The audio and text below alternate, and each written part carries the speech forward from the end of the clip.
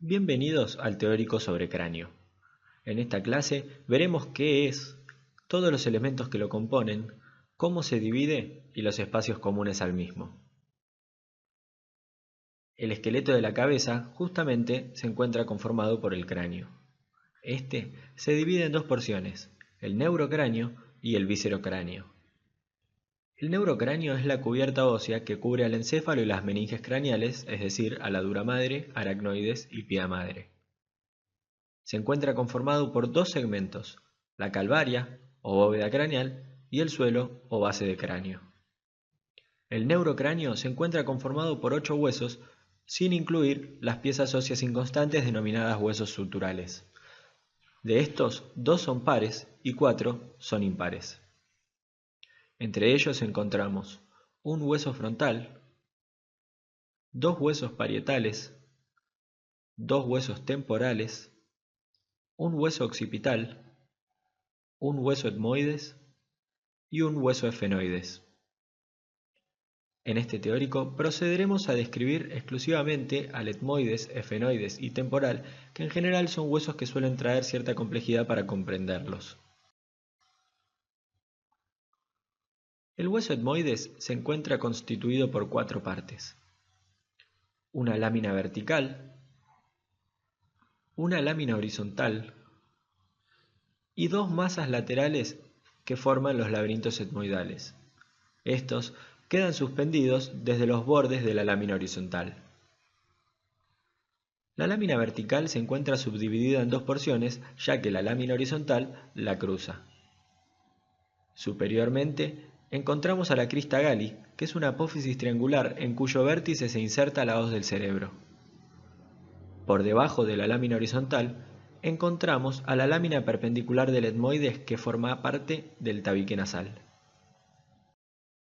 La lámina horizontal del etmoides es también conocida como lámina cribosa, ya que presenta numerosos orificios por donde discurren los filetes olfatorios. Su cara superior es endocraneal y se halla dividida en 2 por la crista Galli. Sobre ella descansan los bulbos olfatorios y también encontramos algunos orificios que describiremos más adelante. Su cara inferior forma parte del techo de la cavidad nasal. Los laberintos etmoidales se encuentran localizados entre la cavidad nasal y las cavidades orbitarias. La cara medial de los laberintos etmoidales forma parte del límite lateral de la cavidad nasal y da origen al cornete nasal superior y al cornete nasal medio. Estos se fijan al etmoides a través de su borde superior. El espacio que queda por debajo del borde adherente se denomina meato nasal. Del extremo anterior del meato medio se desprende una lámina ósea denominada apófisis unciforme. En el extremo superior de la misma se suele observar la protrusión de la celdilla etmoidal anterior, denominada ager nasi. Por detrás de la apófisis unciforme, la pared lateral del meato nasal medio se encuentra elevada por una celdilla etmoidal que forma la denominada bulla etmoidal. El hueso efenoides es un hueso complejo constituido por una porción media o cuerpo del cual se desprenden 3 apófisis, 2 laterales, el ala mayor y el ala menor del efenoides, y una vertical descendente denominada apófisis pterioides. El cuerpo del efenoides es cúbico y presenta 6 caras. Su cara superior presenta el yugo efenoidal. El borde anterior del yugo efenoidal muestra el proceso etmoidal que se articula con la crista Galli. Posterior al yugo encontramos al surco prequiasmático, antes denominado canal óptico, que se separa del primero a través del limbo efenoidal. El surco prequiasmático posteriormente queda separado de la fosa hipofisaria o silla turca a través del tubérculo celar. La silla turca contiene a la glándula hipófisis y su vertiente posterior está formada por el dorso de la silla turca, que se continúa con el clivus del hueso occipital. El borde superior del dorso se prolonga hacia los laterales formando las apófisis clinoides posteriores. La cara anterior del cuerpo del efenoides forma parte del techo de las cavidades nasales. Se articula con la lámina cribosa del etmoides superiormente y con la lámina perpendicular del etmoides a través de la cresta esfenoidal. También presenta el ostium del seno esfenoidal, que es el orificio de abertura del seno esfenoidal a la cavidad nasal. Y por último, a ambos lados, una porción que se articula con los laberintos etmoidales para terminar de conformar las celdillas etmoidales posteriores. Su cara inferior constituye la porción más posterior del techo de las cavidades nasales. En ella encontramos la cresta esfenoidal inferior que se articula con el vómer para formar la esquindelesis esfenovomeriana. De las caras laterales podemos ver el nacimiento del ala menor del esfenoides, superior y anterior, y el ala mayor del esfenoides, inferior y posterior. Por arriba y detrás de la raíz del ala mayor del esfenoides encontramos al surco carotidio, que tiene forma de S. Por delante de este surco encontramos a las apófisis clinoides medias. Las alas menores son dos láminas horizontales que se desprenden de las caras laterales del cuerpo a través de dos raíces. Estas dos raíces se unen y forman, junto con el cuerpo, el conducto óptico. El borde posterior de las alas menores se continúa medialmente con una saliente denominada apófisis clinoides anterior. Respecto a las alas mayores, en ella distinguimos dos caras, una medial o endocranial y una lateral exocranial. En la cara endocranial encontramos al agujero redondo, al agujero oval y al agujero espinoso. La cara exocranial presenta dos porciones, una orbitaria y otra temporocigomática a través del borde cigomático.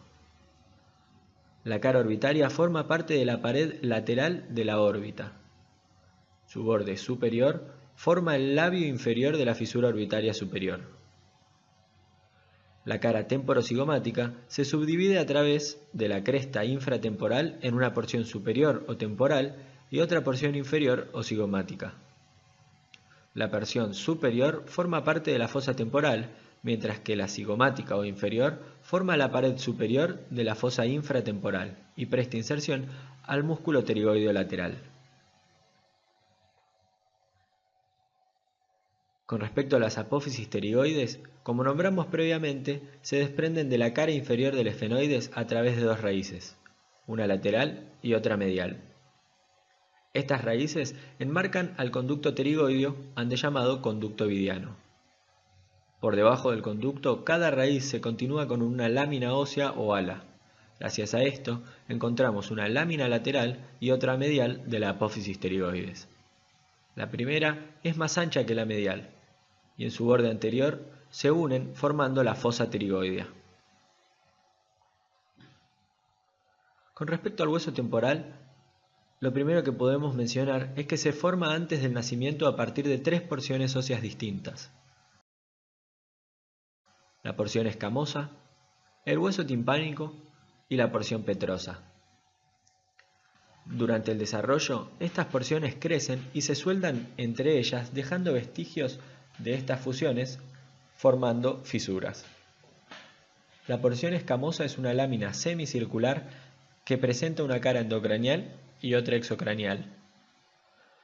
La cara exocranial se encuentra dividida en una porción superior o temporal y otra basilar o inferior, a través de la apófisis cigomática.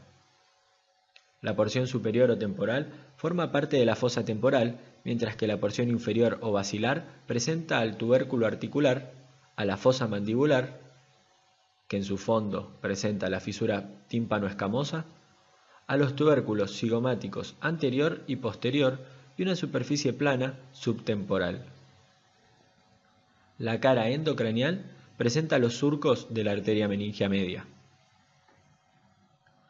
Con respecto a la porción mastoidea, se encuentra situada en la porción infero-posterior del temporal, por detrás del conducto auditivo externo, y se encuentra constituida en sus 2/3 posteriores por la base de la porción petrosa, mientras que su tercio anterior se encuentra constituido por la porción escamosa. En la porción inferior de la cara exocranial encontramos a las apófisis mastoides. Superior y medial a ella encontramos la escotadura mastoidea, donde se inserta el vientre posterior del músculo digástrico. La porción petrosa o petrotimpánica presenta varias caras. En su cara anterosuperior muestra una saliente determinada por el conducto semicircular anterior que se denomina eminencia arcuata. Anterior a ella encontramos al hiato del nervio petroso mayor y lateral a este los hiatos del conducto del nervio petroso menor. También presenta el techo del tímpano que se encuentra recorrido por la fisura petroescamosa. En su cara posterosuperior encontramos al orificio del conducto auditivo interno. La cara anteroinferior se encuentra formada por una lámina ósea delgada que pertenece al hueso timpánico y que forma la pared anterior del conducto auditivo externo. También encontramos al conducto del músculo tensor del tímpano y al conducto de la trompa auditiva. La cara posterior-inferior presenta posteriormente a la apófisis estiloides que dará inserción a los elementos del ramillete de Riolano, es decir, a los ligamentos estilomandibular y estiloioideo y a los músculos estilofaringeo, estiloioideo y estilogloso. Por detrás de la apófisis estiloides, entre ella y la apófisis mastoides, encontramos al agujero estilomastoideo que dará paso al nervio facial. También encontramos al orificio inferior del conducto carotídeo. El borde posterior presenta una escotadura que limita junto con la porción correspondiente al hueso occipital al foramen yugular. Gracias a la apófisis intrayugular, este se divide en un espacio posterior venoso que se corresponde al bulbo superior de la vena yugular y otro anterior, nervioso, por donde discurren los nervios craneales glosofaringeo, vago y accesorio. La base presenta el orificio del conducto auditivo externo y entre el vértice y el ala mayor del efenoides se encuentra el agujero rasgado. Como nombramos al principio, el neurocráneo se divide en dos porciones, una superior, la calvaria o bóveda, y otra inferior, la base del cráneo. Esta última a su vez se subdivide en una base interna o endobase y una base externa o exobase. La calvaria o bóveda se separa de la base del cráneo mediante una línea oblicua que se genera tomando como referencia dos puntos craniométricos, anteriormente la de la vela y posteriormente el ilion o protuberancia occipital externa. Esta línea pasa también por el borde supraorbitario, el arco cigomático y la línea nucal superior. La calvarie corresponde a la porción más superior del cráneo y está constituida por la escama del hueso frontal, los huesos parietales y las porciones escamosas de los huesos temporales, junto con también la porción superior del hueso occipital. Por el contrario, la base comprende las otras partes del esqueleto del cráneo, es decir, al etmoides, la porción órbito-nasal del hueso frontal, al hueso efenoides, porción petrotimpánica y mastoidea del hueso temporal y el resto del hueso occipital. La gran mayoría de los huesos que conforman al cráneo se articulan formando las denominadas suturas craneales. Si tenemos en cuenta lo charlado en la clase de generalidades, las suturas craneales pertenecen a las articulaciones de tipo fibrosas o sin fibrosis, donde el tejido que se interpone es tejido conectivo fibroso, en este caso corto y resistente. Recordemos que a su vez las suturas pueden ser planas, escamosas, dentadas o esquindelesis. En las primeras etapas de la vida los huesos del cráneo se encuentran separados a través de tejido conectivo que con el tiempo se osifica. Esto genera que en primera instancia encontremos algunos espacios denominados fontanelas. Gracias a estas es posible un correcto crecimiento del encéfalo durante la etapa del desarrollo del recién nacido y el infante. Las fontanelas comienzan a cerrarse lentamente a medida que las suturas se van aproximando entre sí. Cuando las suturas se aproximan lo suficiente, desaparecen las fontanelas dejando puntos craniométricos de importancia. En una vista superior podemos observar a la sutura sagital, que divide ambos huesos parietales, a la sutura coronal, que divide al hueso frontal de los huesos parietales, y a la sutura lamboidea, que divide el par de huesos parietales del hueso occipital.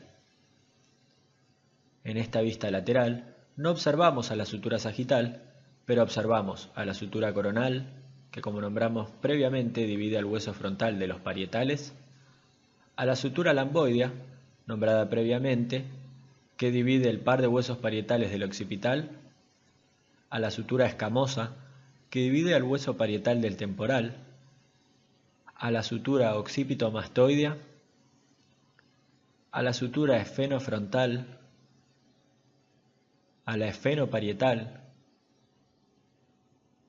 a la sutura esfenoescamosa, a la sutura esfenocigomática, a la sutura temporocigomática y por último a la frontocigomática. En esta vista anterior observamos a la sutura metópica o frontal, dada entre los dos huesos frontales. En un adulto, ambas partes se encuentran fusionadas constituyendo un único hueso frontal. En relación a los puntos craniométricos, los podemos dividir en puntos sobre la línea media del cráneo y sobre la porción lateral del cráneo.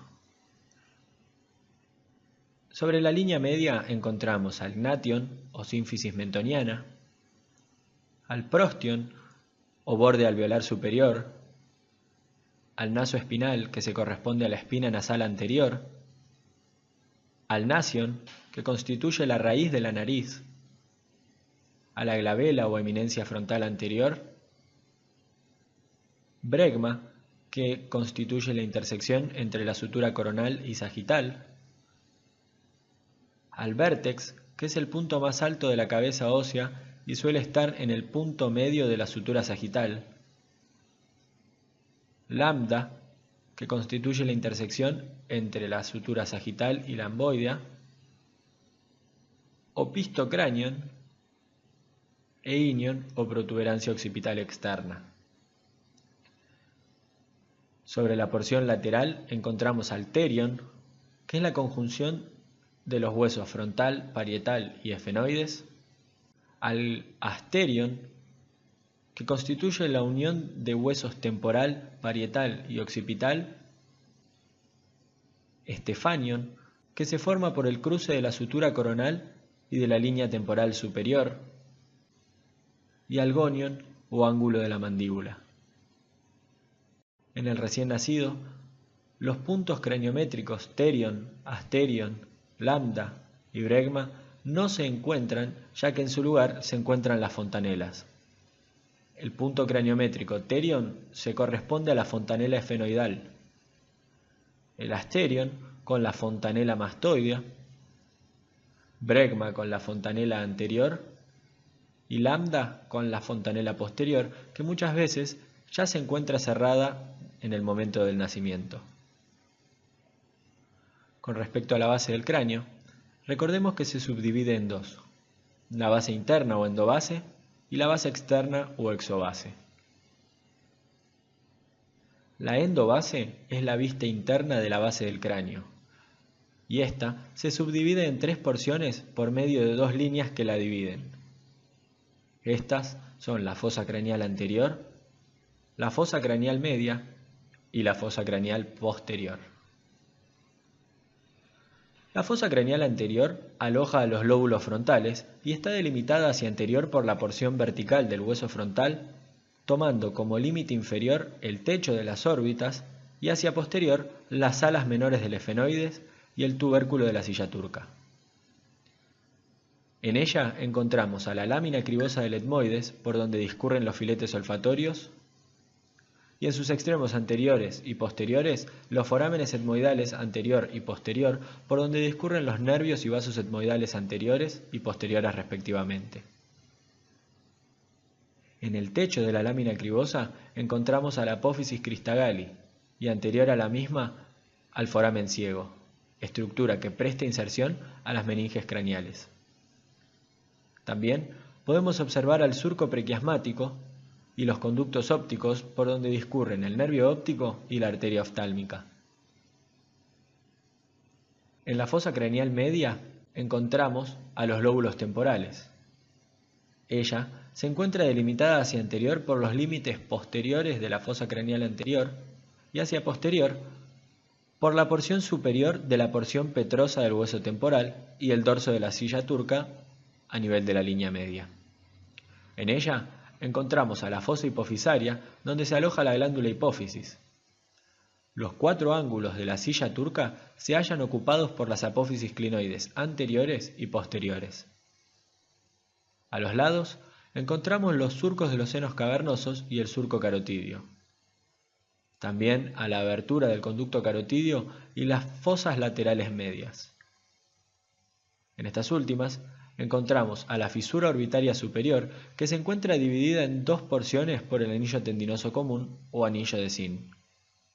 Este está formado por los tendones de los músculos extrínsecos del ojo. Por fuera del anillo tendinoso común discurren los nervios troclear o cuarto nervio craneal, el nervio frontal y el nervio lagrimal. Mientras que por dentro del anillo tendinoso discurren el nervio oculomotor o tercer nervio craneal, el nervio abducens o sexto nervio craneal y el nervio nasociliar. También dentro de esta fosa encontramos al agujero redondo por donde discurre el nervio maxilar o B2, al agujero oval por donde discurren el nervio mandibular o B3 y la arteria y vena meningia accesoria, y por último al agujero espinoso por donde discurre la arteria y vena meningia media, junto con el ramo meningio del nervio mandibular. También podemos observar al agujero rasgado, que es atravesado por el nervio petroso mayor y el nervio petroso profundo para formar el nervio del conducto pterigoideo. La fosa craneal posterior aloja el cerebelo y por encima de ellos, a través de la tienda del cerebelo, a los lóbulos occipitales. Se halla delimitada hacia anterior por los límites posteriores de la fosa craneal media y hacia posterior por el reborde del hueso occipital correspondiente a las fosas cerebelosas. En ella se encuentra el foramen magno, donde encontramos la transición bulbo-medular, meninges, las arterias vertebrales, arteria espinal anterior y arterias espinales posteriores, junto con también las raíces espinales del nervio accesorio o undécimo nervio craneal. Lateral a este podemos observar el conducto para el nervio hipogloso, por donde discurren el nervio hipogloso o 12º nervio craneal, junto con un plexo venoso del conducto del nervio hipogloso. También dentro de esta fosa encontramos al foramen yugular, que será atravesado por los nervios glosofaringio o 9º nervio craneal, vago o 10º nervio craneal y accesorio o 11º nervio craneal anteriormente, y posteriormente por la vena yugular interna y arteria meningia posterior. A nivel temporal, encontramos al foramen del conducto auditivo interno, que es atravesado por el nervio facial, o 7º nervio craneal, el nervio vestíbulo coclear, u 8º nervio craneal, y la arteria laberíntica. Hacia anterior del foramen magno se encuentra el clivus y hacia posterior las fosas cerebelosas. La base externa del cráneo, u exobase, se corresponde a la vista inferior de la base del cráneo. Ella se subdivide en 3 compartimientos óseos que de anterior a posterior son la zona facial o anterior, la zona yugular o media y la zona occipital o posterior. Estos son delimitados por 2 líneas imaginarias, una anterior o bicigomática que une a los tubérculos cigomáticos entre sí, y una línea posterior paralela a la precedente denominada línea bimastoidea que une ambas apófisis mastoides. La realidad es que una definición estricta de exobase no debería comprender a los huesos del viscerocráneo, pero, en general, cuando se suele estudiar a la exobase y sus reparos anatómicos importantes, se suele incluir a los huesos del viscerocráneo con excepción de la mandíbula. Con respecto a la zona facial, lo primero que podemos aclarar es que se encuentra formada por el hueso esfenoides, etmoides y frontal. En ella se encuentra sobre la línea media y de anterior a posterior la espina nasal del frontal, la lámina perpendicular del etmoides y la cresta esfenoidal inferior. En la porción lateral encontramos a la bóveda de las fosas nasales y en ella a los agujeros olfatorios, el conducto óptico y los conductos etmoidales y foramen del seno esfenoidal. Como en general se suele observar a la exobase incluidos los huesos del viscerocráneo, no podemos marcar nada de lo anteriormente mencionado, ya que se encuentra tapado por el paladar duro. En la región facial, por lo tanto, podemos marcar a la arcada alveolar superior con sus alvéolos dentarios, a la fosa incisiva que dará paso a los vasos palatinos mayores, a la apófisis palatina del maxilar, a la lámina horizontal del palatino, a los forámenes palatinos mayor y menor por donde discurren nervio y arterias palatinas mayores y menores respectivamente, a las coanas que forman el límite posterior de las cavidades nasales y las fisuras orbitarias inferiores que son atravesados por los nervios infraorbitario y cigomático, ambos ramos del nervio maxilar o B2. También por esta discurrirán la arteria y vena infraorbitaria y vena oftálmica inferior. Respecto a la zona yugular, sobre la línea media se encuentra la superficie basilar del occipital, en donde se aprecia el tubérculo faríngeo. Hacia los laterales encontramos los tubérculos cigomáticos y medial a esto las apófisis pterigoides. Posterior a estos dos accidentes se encuentra el cóndilo del occipital y lateral a este último las apófisis mastoides. En la porción inferior del peñasco del hueso temporal se encuentran también las apófisis estiloides, estructuras que resaltan como punta de aguja. Los forámenes que encontramos en la zona yugular son el conducto auditivo externo, foramen espinoso y foramen oval.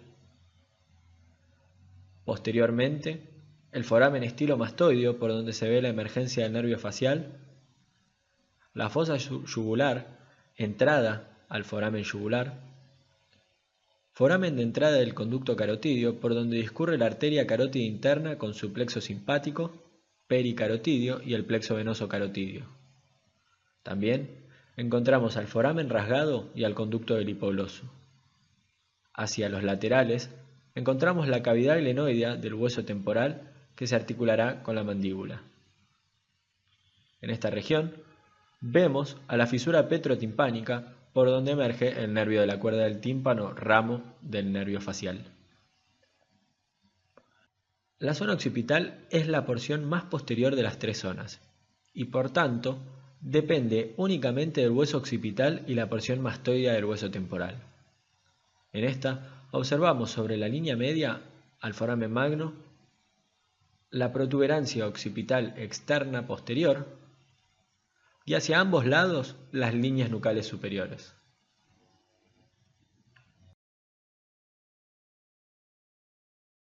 El viscerocráneo forma el esqueleto del macizo facial.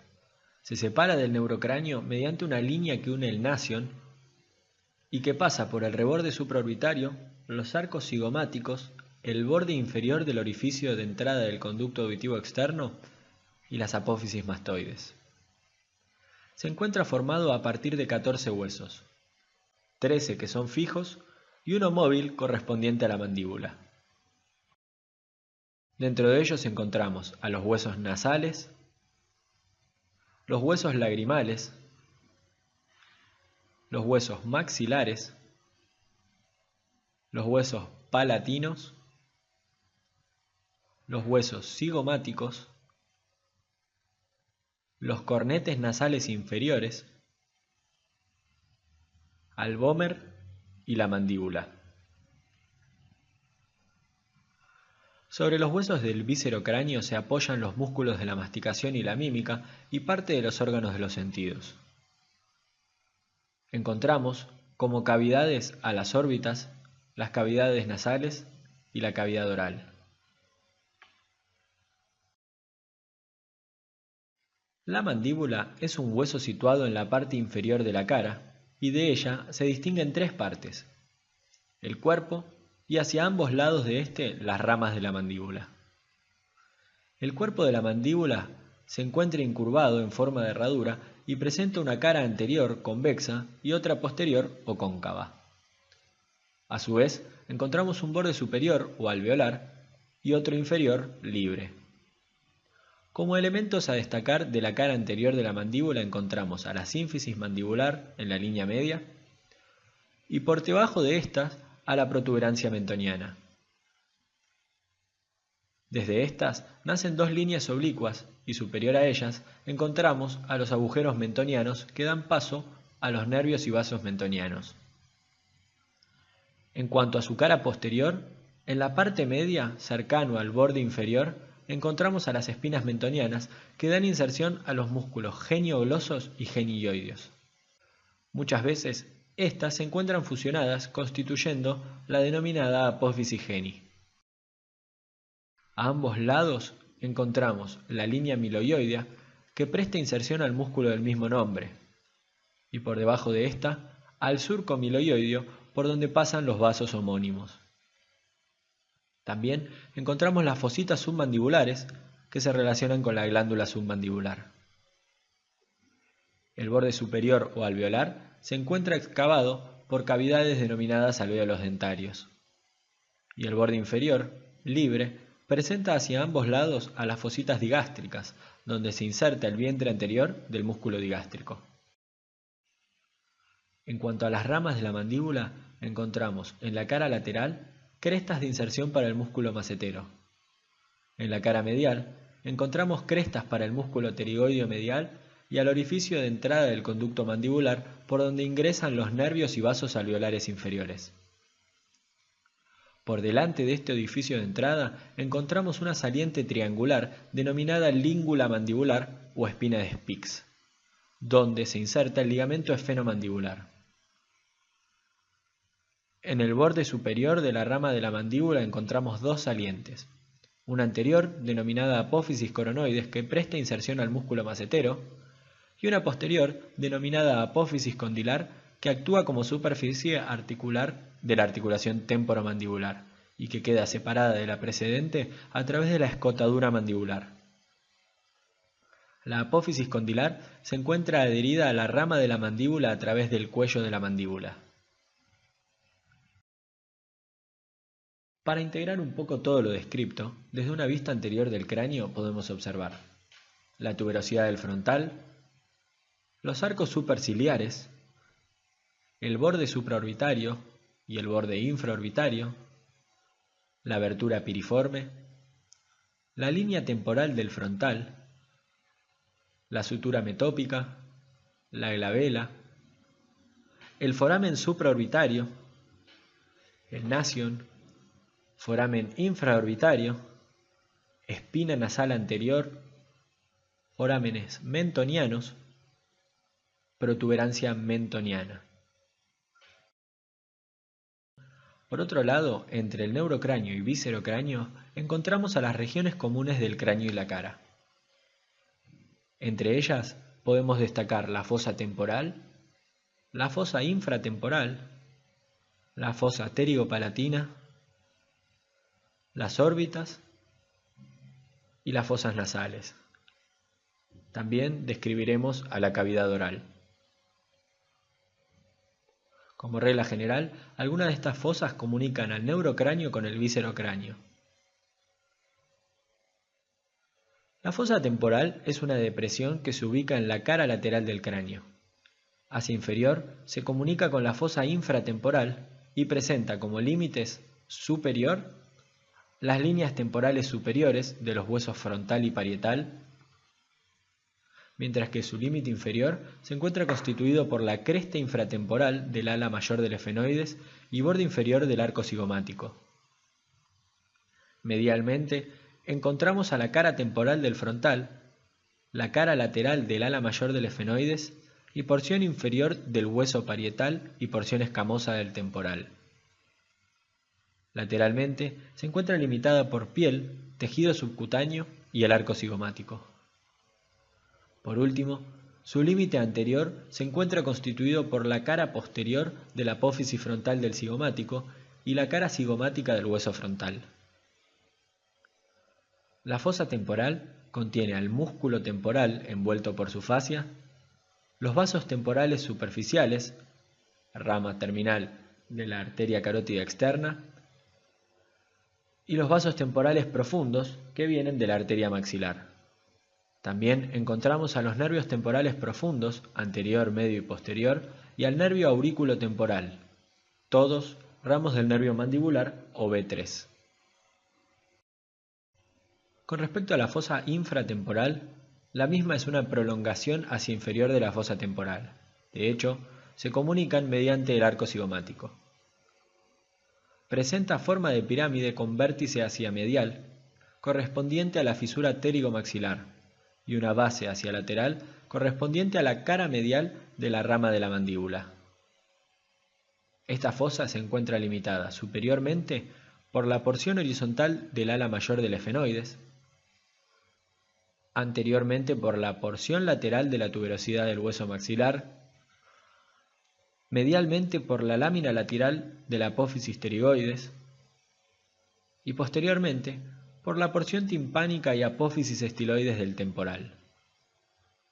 La fosa infratemporal contiene a la porción inferior del músculo temporal, a los músculos pterigoideos lateral y medial, la arteria maxilar con sus ramas y al ganglio óptico. Como dato a agregar, la fosa se comunica a través de la fisura pterigomaxilar con la fosa pterigopalatina.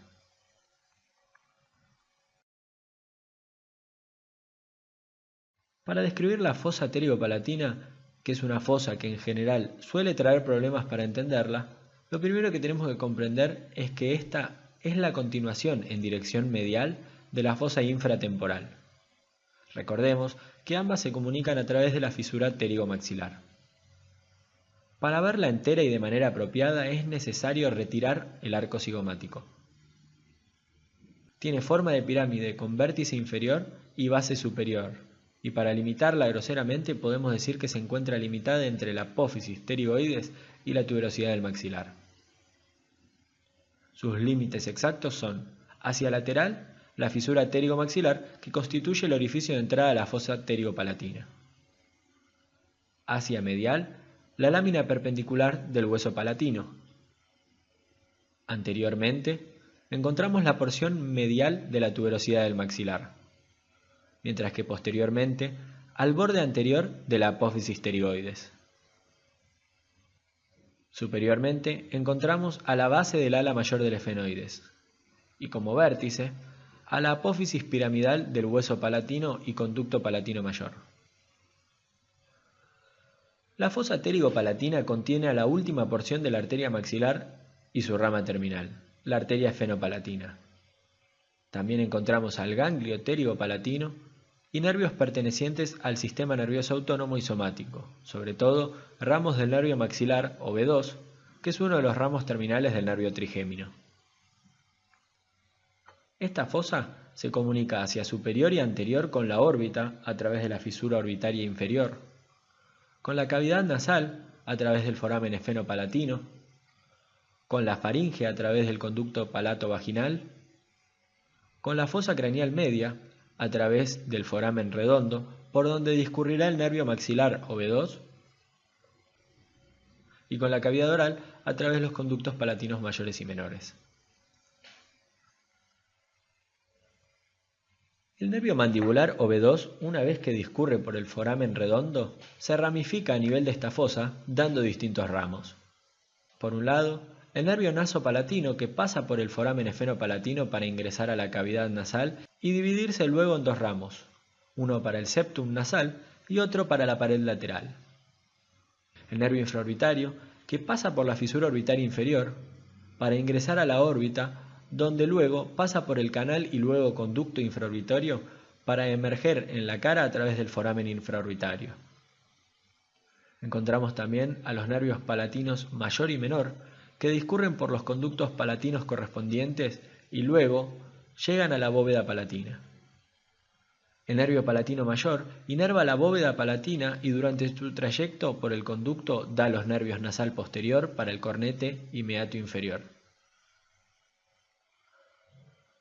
Por otro lado, el nervio palatino menor inerva la mucosa del velo del paladar. Por último, encontramos también a los nervios alveolares posterior y superior que pasan por los conductos alveolares correspondientes. Estos inervan los molares, premolares, canino y el último incisivo. Todos estos nervios serán descritos con mayor profundidad en la clase de cara. Por otro lado también, vemos posteriormente la llegada del conducto del nervio pterigoideo, ovidiano, desde donde emerge el nervio del mismo nombre. Este llega al ganglio esfenopalatino y es el encargado de proveer la inervación parasimpática a las glándulas de la mucosa de la cavidad nasal y glándulas salivales de la mitad superior de la boca y glándula lagrimal. Como nombramos previamente, esta fosa contiene las ramas finales de la arteria maxilar, que es una de las ramas terminales de la arteria carótida externa. La arteria maxilar ingresa a la fosa arteriopalatina y da a la arteria infraorbitaria, que discurre junto con el nervio infraorbitario a través de la fisura orbitaria inferior, a la arteria esfenopalatina, que es la rama terminal de la arteria maxilar y que discurre por el agujero o foramen esfenopalatino.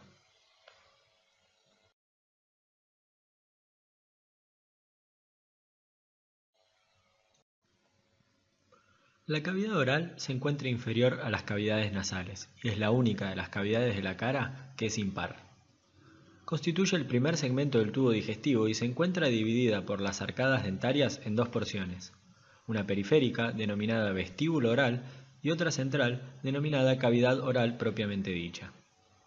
El vestíbulo es un espacio en forma de herradura y se encuentra entre las arcadas por una parte y los labios y mejillas por otra parte. Se abre al exterior por el orificio de la boca y se encuentra tapizada por la mucosa bucal que, a nivel de los arcos alveolares, forma la encía. A nivel del segundo diente molar superior encontramos también la desembocadura del conducto parotidio. El vestíbulo se comunica con la cavidad oral propiamente dicha a través de los espacios interdentales y por un amplio espacio entre el borde anterior de la mandíbula y los últimos molares. Como dato a agregar, los dientes se implantan en los arcos de la mandíbula o maxilar que se hallan tapizados por una mucosa adherente que es la denominada encía. Podemos observar cómo la encía se detiene a lo largo de los bordes de los alvéolos dentales, generando que ésta rodee los cuellos del diente. Los dientes se implantan por sus raíces en los alvéolos dentales del maxilar y la mandíbula, generando articulaciones que se clasifican como de tipo fibrosa, gónfosis.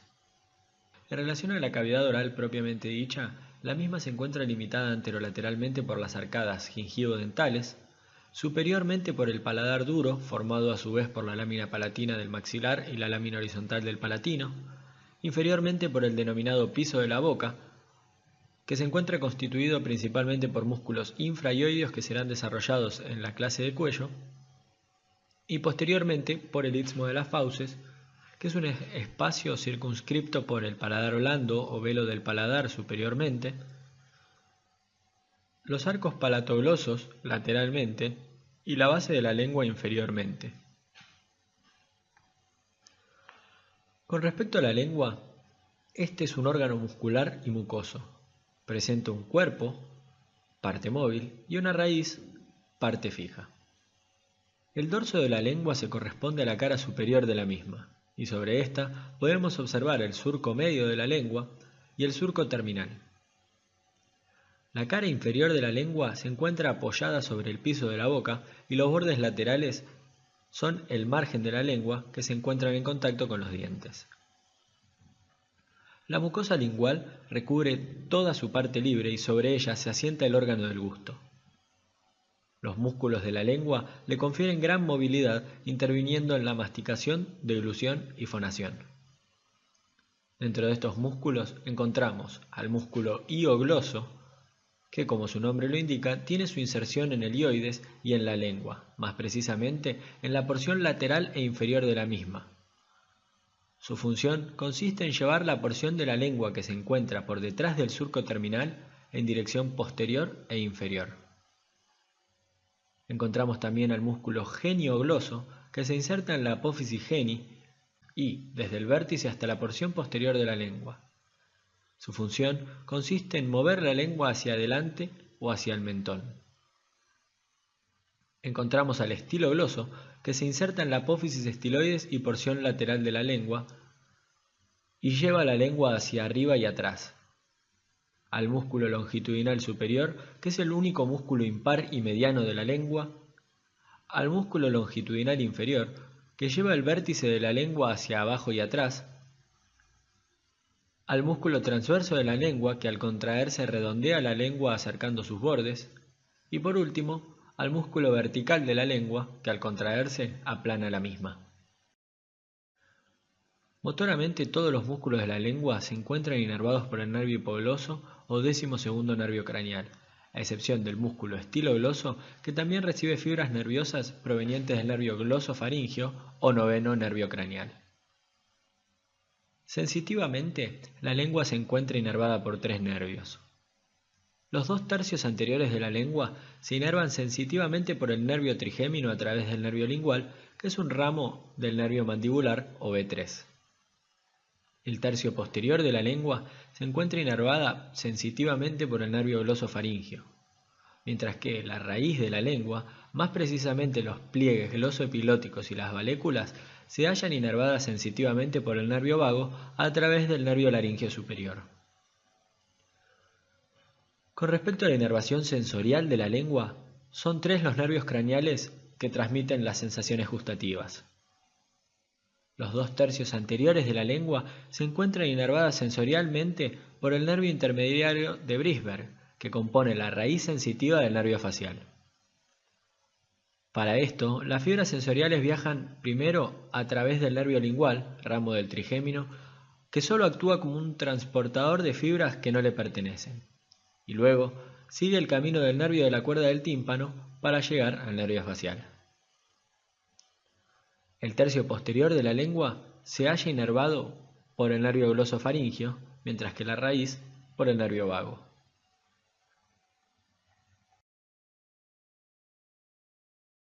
Con respecto a las órbitas o cavidades orbitarias, son 2 cavidades profundas situadas superolaterales a las cavidades nasales. Estas contienen a las estructuras que constituyen el órgano de la visión. Presenta forma de pirámide cuadrangular con vértice hacia posterior y base hacia anterior correspondiente al reborde orbitario. La órbita presenta 4 paredes. Una superior, o también denominada techo de la órbita, que se corresponde a la cara orbitaria del hueso frontal y el ala menor del hueso efenoides. En ella encontramos anterolateralmente a la fosa de la glándula lagrimal, donde se aloja la glándula homónima, y anteromedialmente a la fosita troclear, donde se fija la tróclea del músculo oblicuo superior. Con respecto al piso de la órbita o su cara inferior, se encuentra constituida anteromedialmente por la cara orbitaria del hueso maxilar, anterolateralmente por la porción inferior de la cara orbitaria del hueso cigomático y posteriormente por una pequeña porción de la apófisis orbitaria del hueso palatino. En esta cara encontramos al surco infraorbitario que tiene continuación con el conducto del mismo nombre. Esta pared es delgada y separa la órbita del seno maxilar subyacente. La pared medial es una pared delgada que se encuentra formada de anterior a posterior por la apófisis frontal del hueso maxilar, el hueso lagrimal, la cara orbitaria del hueso etmoides y la parte anterior de la cara lateral del cuerpo del efenoides. La pared medial se relaciona con las cavidades nasales, las celdillas etmoidales y el seno efenoidal. La pared lateral es la más gruesa de todas y se encuentra formada por la cara orbitaria del hueso cigomático y la cara orbitaria del hueso frontal y sus 2 tercios posteriores por el ala mayor del efenoides. La base de la órbita tiene forma cuadrilátera y su contorno forma el denominado reborde orbitario. Este se compone superiormente por el borde supraorbitario del frontal, lateralmente por el borde superomedial del cigomático, inferiormente por el mismo reparo nombrado anteriormente y por el maxilar en su porción medial, y medialmente por la cresta lagrimal anterior. El vértice de la órbita se corresponde al extremo medial de la fisura orbitaria superior, en un punto de esta donde se inserta el anillo tendinoso común. En cuanto al contenido de la órbita, encontramos al globo ocular, que ocupa la porción anterior de la órbita y la desborda anteriormente. También encontramos a los órganos oculares accesorios, glándulas y conductos lagrimales, los músculos extrínsecos e intrínsecos del ojo, el nervio óptico y los nervios motores oculares y vasos de la órbita. Las cavidades nasales se encuentran excavadas dentro del macizo facial. Su cara medial o tabique nasal separa ambas cavidades entre sí. Por un lado, en ella se aloja el órgano del sentido del olfato y por otro, constituyen el punto más alto de las vías respiratorias. Las cavidades nasales se encuentran constituidas por un armazón esquelético, osteocartilaginoso y por la mucosa que las tapiza. Estas cavidades se comunican con numerosas cavidades neumáticas, los senos paranasales, a través de los orificios de drenaje u ostiums, a través del cual volcarán su contenido. En cuanto a sus límites, anteriormente, si analizamos límites estrictamente óseos, las cavidades nasales se abren a través de un espacio compartido óseo denominado abertura piriforme. Gracias a los tejidos blandos de la nariz, esta queda separada constituyendo su verdadero límite anterior, que se encuentra formado por las narinas u orificios nasales. Posteriormente, las cavidades nasales se encuentran limitadas por las coanas, que se encuentran a su vez formadas por el borde posterior del hueso vomer medialmente, la cara interna de la lámina medial de la apófisis pterigoides lateralmente, la cara inferior del cuerpo del esfenoide superiormente y el borde posterior de la lámina horizontal del palatino inferiormente. A través de este límite, la cavidad nasal se comunica con la porción más superior de la faringe, denominada naso o rinofaringe. La pared inferior o piso se encuentra formada por el hueso maxilar a través de la lámina palatina y por el hueso palatino a través de su lámina horizontal. Esta pared separa las cavidades nasales de la cavidad oral. Como techo de las cavidades nasales encontramos de anterior a posterior 4 segmentos. Uno anterior o frontonasal formado por los huesos nasales y la espina frontal del hueso frontal. Un segmento etmoidal horizontal formado por la lámina cribosa del etmoides y posterior a esta la porción etmoidal del hueso esfenoides. Un segmento esfenoidal anterior que es vertical formado por la cara anterior del hueso esfenoides donde encontramos al orificio del seno esfenoidal. Y un último segmento, el esfenoidal inferior, que es oblicuo y se encuentra constituido por la cara inferior del cuerpo del esfenoides. La pared lateral es muy irregular debido a la presencia de los cornetes nasales. Se encuentra formado por los huesos maxilar, lagrimal, etmoides con sus cornetes nasal superior y medio, por los cornetes nasales inferiores que constituyen un hueso independiente, por el hueso palatino y la lámina medial de las apófisis pterigoides. Con respecto a la cara medial, encontramos al tabique nasal. Este se encuentra constituido por el cartílago del tabique nasal, o cuadrangular de la nariz, la lámina perpendicular del etmoides y el hueso vomer. El cartílago del tabique nasal es una lámina cartilaginosa cuadrilátera situada anteriormente al vomer y la lámina perpendicular del etmoides. El borde póstero inferior penetra entre las dos láminas del vomer y se une a ellas. El borde póstero superior se une a la lámina perpendicular del etmoides. El antero superior se une superiormente a los huesos nasales e inferiormente con la piel hasta el vértice de la nariz. El borde antero inferior termina en la espina nasal anterior. El cartílago del tabique nasal constituye la porción más gruesa del tabique. De esto se desprenden dos cosas. Por un lado, que el tabique nasal no es exclusivamente óseo, sino que su parte anterior se encuentra comprendida por el cartílago del tabique nasal. Por otro lado, también podemos aclarar que la porción ósea no corresponde a un único hueso, sino que se corresponde a la lámina perpendicular del etmoides y al vomer.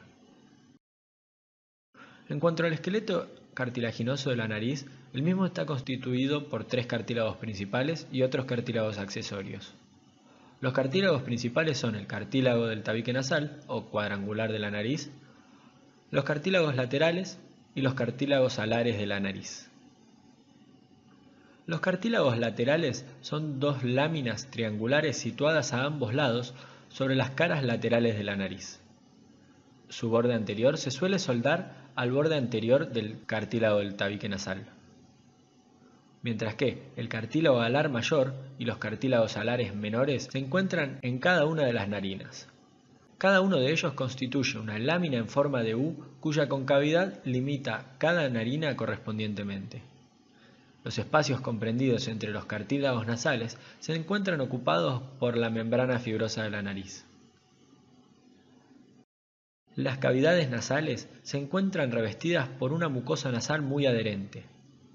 La pared lateral de la nariz se encuentra dividida en tres regiones: una posterior, turbinal o de los cornetes nasales, una zona anterior, preconchal o preturbinal, y una zona superior, supraconchal o supraturbinal. En cuanto a la región turbinal, lo primero que podemos mencionar es que ocupa la mayor parte de la pared lateral de la cavidad nasal y se corresponde a los cornetes y los espacios entre ellos.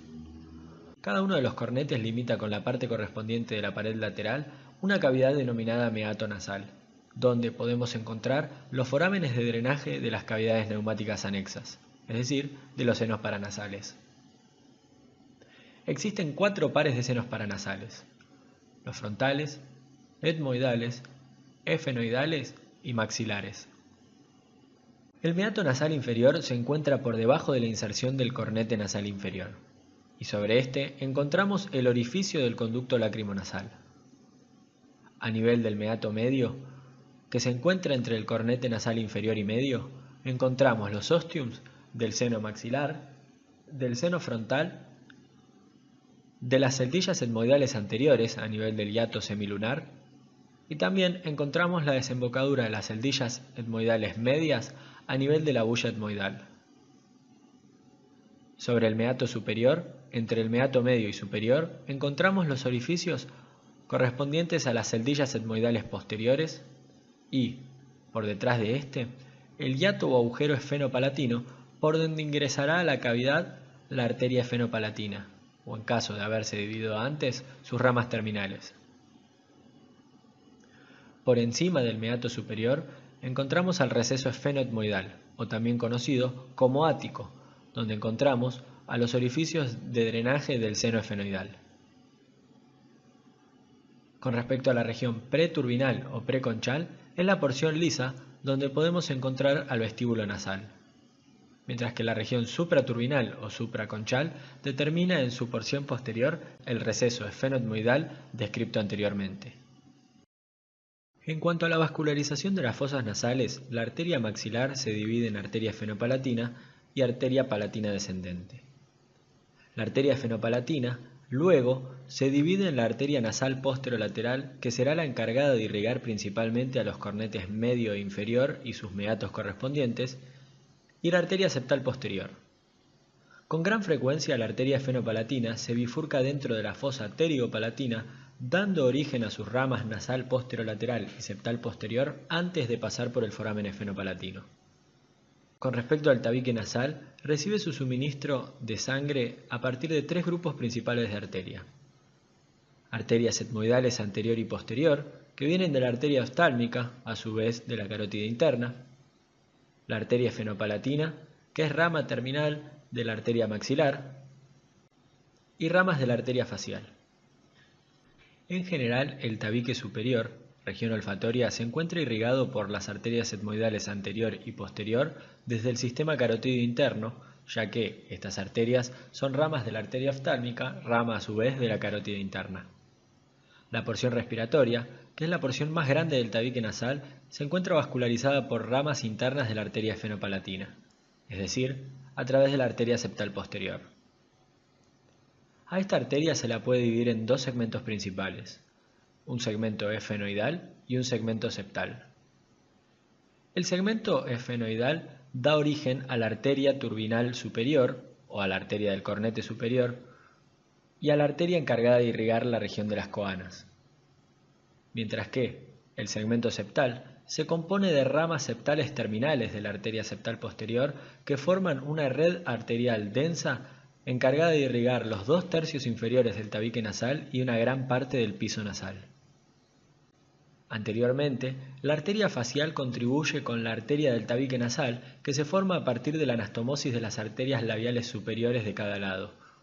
Esta se encuentra encargada de irrigar la región anterior de la cavidad nasal, más precisamente a nivel de las narinas, formando parte del plexo de Kieselbach. La arteria palatina descendente, que nace a nivel de la fosa palatina, atraviesa el agujero palatino mayor junto con el nervio palatino mayor entre el segundo y tercer molar superior. Desde allí se incurva horizontalmente y se dirige hacia adelante por el paladar duro, ya como arteria palatina mayor, para anastomosarse en el conducto incisivo con ramas inferiores de la arteria septal posterior. En cuanto a la inervación sensitiva de las cavidades nasales, la mucosa nasal puede dividirse en las porciones posterior-inferior y antero-superior mediante una línea oblicua que pasa aproximadamente a través de la espina nasal anterior y el receso esfenoetmoidal. La inervación de la porción posterior-inferior de la mucosa nasal se encuentra dada principalmente por el nervio maxilar o B2. Este lo hace a través del nervio nasopalatino, en el caso del tabique nasal, y los ramos nasales posteriores superiores laterales y nasales inferiores laterales del nervio palatino mayor para la pared lateral.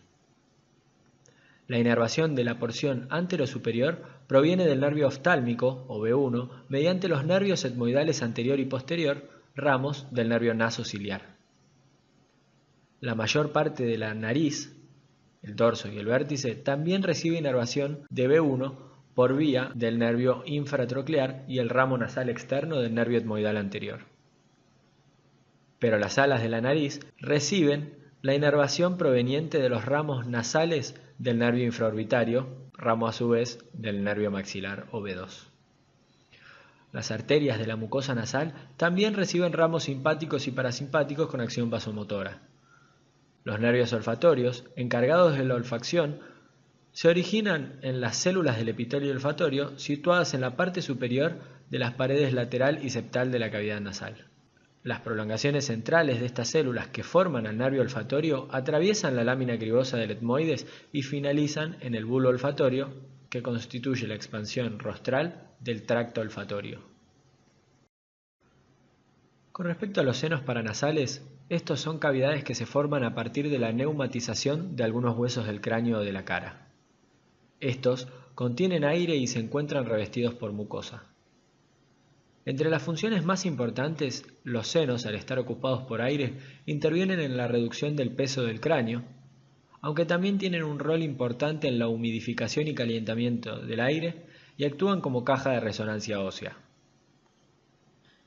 Se caracterizan por volcar su secreción hacia los meatos de las cavidades nasales.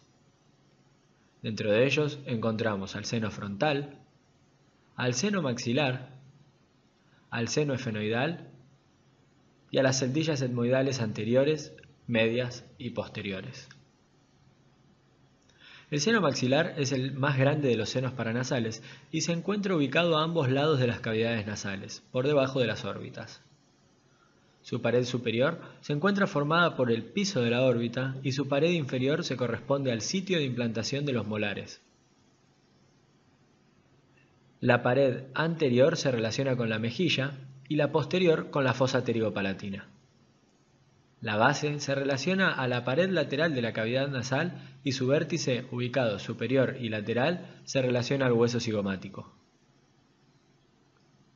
A nivel de la porción superior de la base encontramos el hiato del seno maxilar, donde éste drena su contenido a nivel del meato medio.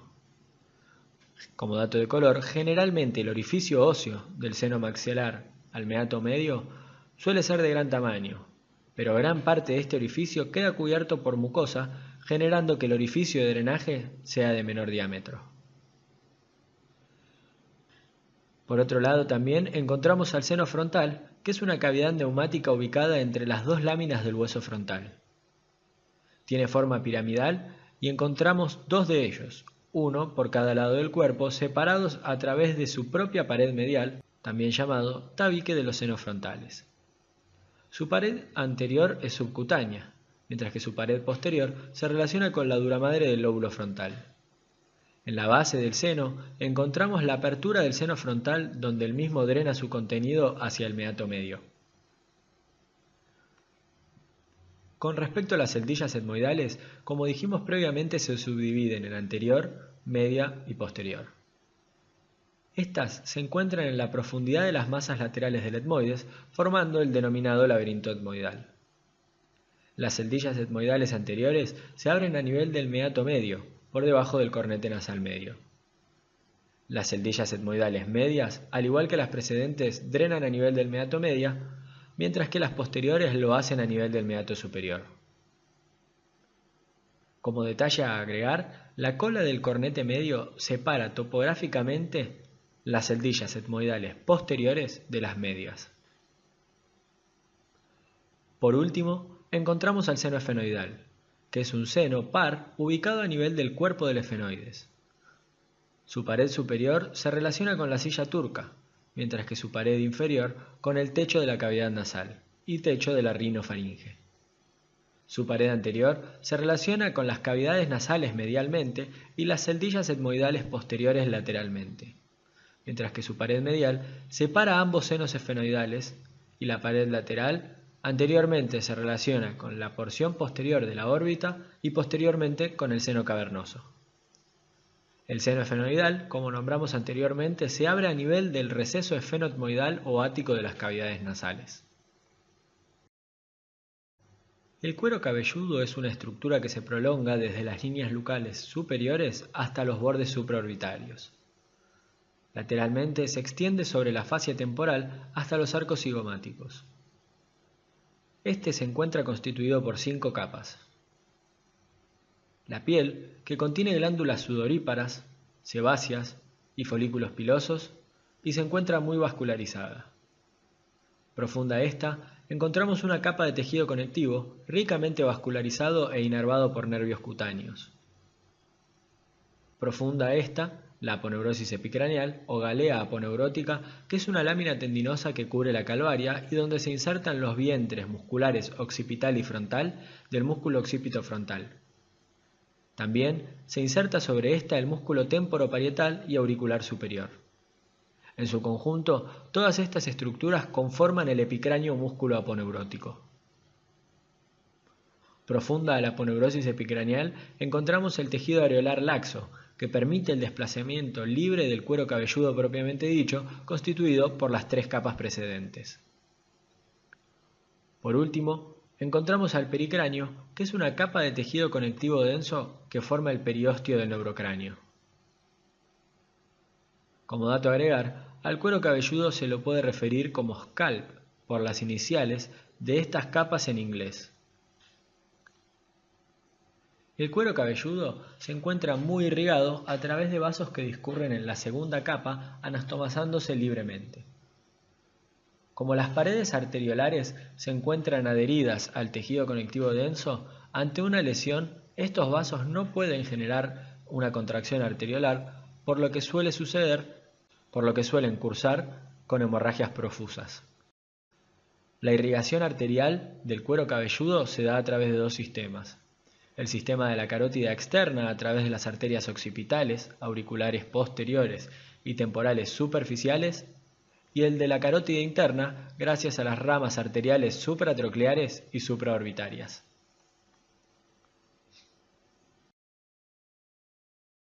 Para finalizar, describiremos a la articulación temporomandibular. Esta es una articulación que se da entre la fosa mandibular y el tubérculo articular de los 2 huesos temporales con las apófisis condilares de la mandíbula. Es una articulación de tipo sinovial y de género condilia doble. En cuanto a sus superficies articulares, tenemos por un lado las ofrecidas por el hueso temporal, que como dijimos previamente son el tubérculo articular y la fosa mandibular. El primero es una eminencia que se continúa anteriormente con la superficie plana y posteriormente con la fosa mandibular, mientras que las fosas mandibulares se encuentran posteriores al tubérculo articular, laterales a la espina del efenoides y por delante del conducto auditivo externo. Cada fosa es ancha, profunda y se encuentra dividida por la fisura petrotimpánica, por donde emerge el nervio de la cuerda del tímpano, en 2 porciones, una anterior articular y otra posterior no articular que se confunde con el conducto auditivo externo. En relación a la mandíbula, la misma ofrece las apófisis condilares que presentan en su cara superior la cabeza o cóndilo de la mandíbula, cuyas caras anterior y posterior se encuentran separadas por una cresta roma. La articulación presenta como medio de adaptación un disco articular, ya que ambas superficies articulares son muy convexas y no logran ser congruentes entre sí. Por esta razón, ya podemos comprender que es una articulación compleja. La concordancia de ambas superficies articulares se da gracias al disco articular que es bicóncavo. Su cara superior se orienta hacia antero-superior, mientras que la inferior se corresponde a la cabeza de la mandíbula, encontrándose engrosada posteriormente. Para agregar, el disco articular divide a la cavidad articular en dos porciones, una superior, denominada temporodiscal, y otra inferior, denominada disco mandibular. En cuanto a los medios de unión, encontramos a la cápsula articular, que es delgada y laxa y se encuentra adherida a los extremos anterior y posterior del disco articular. A destacar, algunas fibras del músculo pterigoideo lateral se insertan en la cara anterior de la cápsula y a través de esta al disco articular. En cuanto a los ligamentos, encontramos al ligamento lateral, que se inserta en el tubérculo cigomático y borde lateral de la fosa mandibular, y en la parte lateral y posterior del cuello de la mandíbula. Encontramos también al ligamento medial, que es poco resistente, y ligamentos accesorios, que no constituyen verdaderos ligamentos, sino que son cintas fibrosas que no tienen función en el mecanismo articular y se encuentran formados por el ligamento estilomandibular, que es una cinta fibrosa que se inserta en el borde lateral de la apófisis estiloides e inferiormente en el ángulo de la mandíbula. Encontramos también al ligamento esfenomandibular, que es una porción engrosada de la fascia interpterigoidea que se inserta a nivel de la mandíbula en la língula de la misma. A tener en cuenta, el espacio que queda entre el cuello de la mandíbula y el ligamento esfenomandibular genera un espacio denominado ojal retrocondilio. Este forma parte de la pared anterior de la celda parotidia y da paso a vasos y nervios que estudiaremos más adelante. Por último, dentro de los ligamentos accesorios encontramos al rafe pterigomandibular, que no es más que una intersección tendinosa que se da entre el músculo buccinador y constrictor superior de la faringe. Como dato clínico a agregar, esta articulación puede luxarse al bostezar o abrir en exceso la boca, ya que una contracción excesiva de los músculos pterigoideos laterales pueden provocar la luxación hacia anterior de las cabezas de la mandíbula. En este caso, la mandíbula permanece descendida y resulta imposible cerrar la boca.